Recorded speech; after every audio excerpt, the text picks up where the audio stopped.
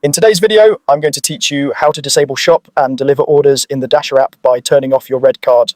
If you prefer to stick to standard restaurant deliveries and avoid grocery or retail runs that require a red card, this walkthrough will help you adjust your settings quickly and confidently.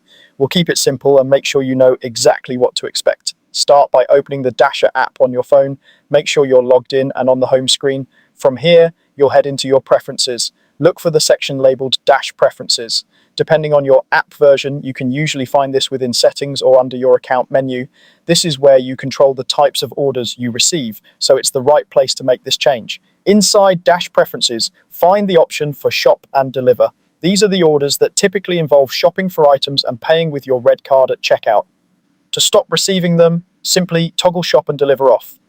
When the switch is off, the app will filter out those requests and focus your queue on regular food deliveries. There's no need to hit save. Your preference is applied immediately. If you don't see the toggle at first glance, scroll a bit or check under any order type filters. The label might read shop and deliver or red card orders, but it serves the same purpose. Here's a helpful note. Turning off the red card side of things only affects shop and deliver orders. It won't reduce your access to standard restaurant pickups. You'll still receive normal food delivery offers just like before, so your dashing can continue without interruption.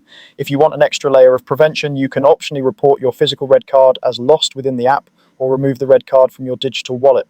Doing this can further reduce the chance of being assigned a shop and deliver order by mistake.